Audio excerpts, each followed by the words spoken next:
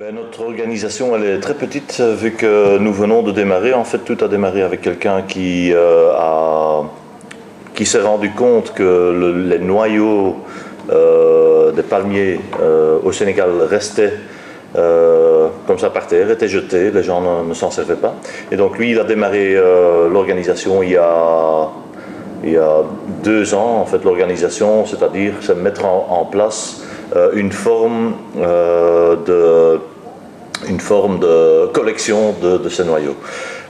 Suite à ça, vu qu'à un certain moment il a eu la certification EcoCert, il m'a demandé de se joindre à lui pour justement commencer à commercialiser. Donc on a créé une nouvelle firme qui s'appelle Fair in Trade, où on est 3 en Belgique, 3 actionnaires, et puis il y a donc plein de gens qui travaillent en Afrique pour nous, aussi bien dans l'usine que pour la collection naturellement de ces noyaux. Les caractéristiques de notre produit, en fait, le produit est de l'huile palmiste. Maintenant, les gens confondent souvent avec l'huile palmier. La différence, c'est que l'huile palmier qui vient du fruit de palme est rouge, et c'est surtout utilisé pour tartiner, donc à froid. L'huile palmiste, au contraire, c'est une huile blanche qui vient de ces noyaux et qui est, si elle est première pression, si elle n'est pas raffinée, si elle n'est pas désodorisée et décolorée, qui est la meilleure huile au monde, qui est même très bon pour faire des frites par exemple. On dit toujours que les frites sont mauvais pour la santé. Eh bien non, les pommes de terre par définition ne sont pas mauvais, si l'huile est bonne, ce que cette huile est, ensemble avec l'huile coco, c'est les 2 seules huiles qui sont en fait bons pour la santé, pour cuisiner. Donc ça, c'est la définition de cette huile. Maintenant, nous avons commencé tout d'abord il y a au mois de janvier quelque part. Nous avons démarré à importer cette huile en Belgique et spécifiquement à Gand, il y a quelqu'un qui fabrique pour nous sur base de notre huile palmiste plein de détergents pour aussi bien faire le linge par exemple, mais il y a du nettoyant pour le sol, il y a enfin plein de sortes de détergents là-dedans. Toujours sous le label Fairtrade. Pourquoi est-ce que je dis ça? Parce qu'on peut trouver par exemple, on a souvent la demande déjà aussi des gens d'avoir des tablettes pour les lave-vaisselle. Maintenant, il faut savoir que les tablettes lave-vaisselle, c'est purement une composition chimique, il n'y a pas de savon dedans. Donc jusqu'à présent, on a décidé de ne pas le commercialiser, vu que on peut pas, s'il n'y a pas de savon, on ne peut pas l'avoir sous la forme Fairtrade.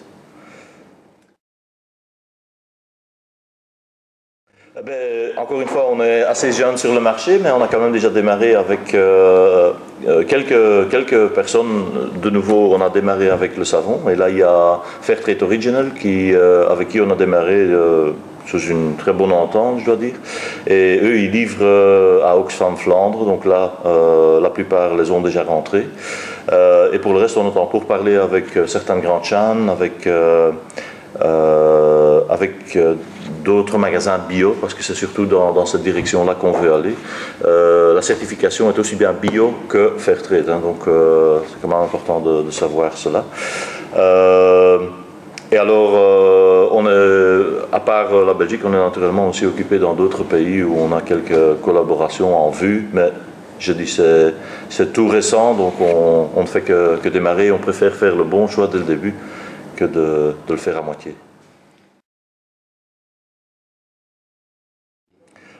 Pour nous, c'est assez évident parce que je disais tout à l'heure que la base chez nous, c'est des produits sur base Fairtrade ou sur l'huile palmiste Fairtrade. On veut se diriger dans ce sens-là.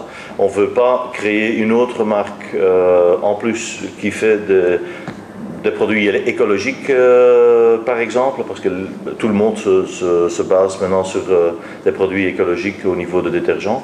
On veut créer une différence, et ça, si avec cela, en même temps, on peut aider les gens sur place, ça c'est le but. Aider les gens sur place et quand même avoir un produit qui est et fair trade et de bonne qualité, parce que la qualité reste quand même primordiale aussi, la qualité de nos produits, donc le résultat de lavage, le résultat du nettoyage, etc. Mais donc, ce qui prime, c'est aider d'abord les gens là-bas, créer une plus-value pour les gens là-bas. Le but n'est pas de créer, d'exploiter une masse de l'huile palmiste et de voir que les gens là-bas n'ont plus de terrain disponible pour leur riz ou pour n'importe quoi. Non, eux ils priment, et puis si on peut avoir, s'il y a de l'huile en trop, ok, là ça vient chez nous et on en fabrique tous ces produits.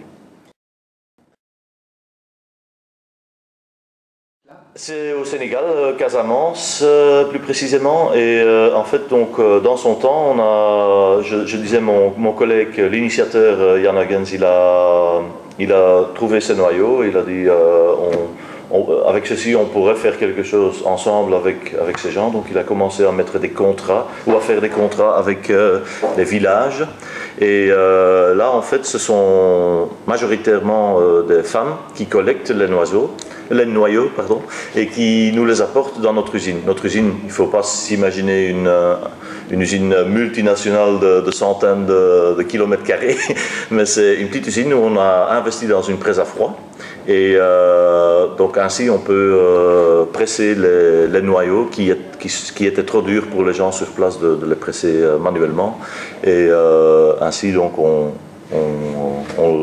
le fait là-bas, puis ça vient chez nous en Belgique, et là, ou bien on en fait des détergents, donc ça va chez ce fabricant, ou bien on le vend, et là on a de plus en plus de demandes maintenant sur l'huile palmiste pure, pour vous donner une idée. Donc c'est une huile jaune, ça c'est vraiment pur, pas non raffiné, donc vraiment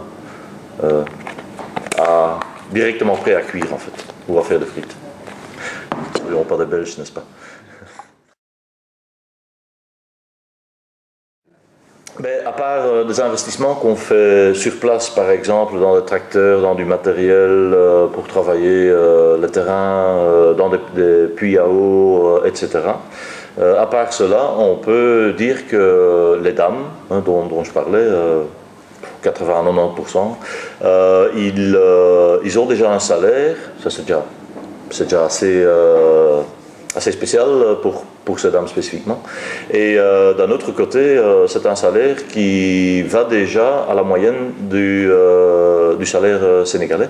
Donc, qui veut dire que sur ce petit laps de temps, ça leur permet quand même de faire des choses assez, pour eux, spectaculaires.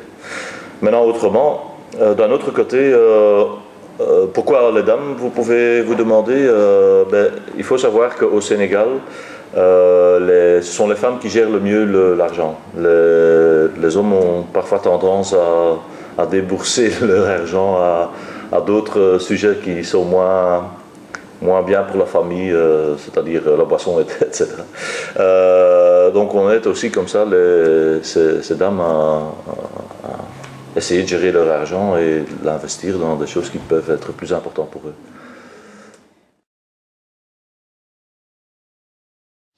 Le prix pour nous, il faut dire que pour nous, tout est assez nouveau. Donc, à un certain moment, on s'est inscrit parce que, de nouveau, l'idée faire sustainability, ça nous intéresse pas uniquement, c'est primordial pour nous.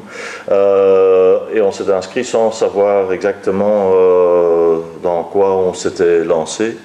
Mais vu l'idée qui est derrière, ça nous plaisait. Et le fait de le gagner,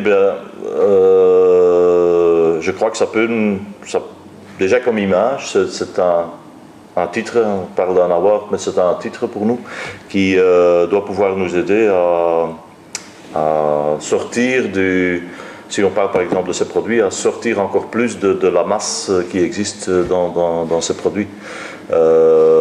Aussi vers les clients, je crois que de plus en plus la distribution est consciente, le consommateur est conscient de plus en plus aussi du bio, du fair trade, et en poudre à lessive par exemple ou en liquide à lessive, il y a personne à présent qui a ceci sur base d'un produit Fairtrade. Donc on est le premier, je crois bien mondial, mais je ne vais pas trop m'aventurer là-dedans, mais c'est quand même assez... et ça en plus avec le titre BeFair, je crois qu'avec le support gouvernemental, je vais dire presque, je crois que ça doit pouvoir nous donner, ou ça va nous donner une impulse supplémentaire.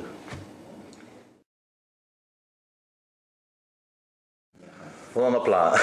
On en a plein. C'est surtout de continuer à investir au Sénégal et d'essayer de faire de plus en plus de contrats, parce que ça voudrait dire aussi que de plus en plus de gens là-bas peuvent bénéficier de cet argent qu'on leur donne pour la collection de ces noyaux. D'un autre côté, sur place, il y a d'autres produits qui pourraient être utilisés. Par exemple, il y a le Nîmes, il y a aussi le beurre de karité. Donc on a aussi des projets dans ce sens-là. Mais on va toujours en tenant dans la tête que primordial, c'est les gens sur place et ne pas les priver de certaines choses. Ça, c'est ce qu'on veut surtout pas faire. On sait ce qu'on veut surtout pas faire, la direction dans laquelle on veut aller, on le sait, mais ça suivra d'après ce qu'on peut en retirer au Sénégal. En fait.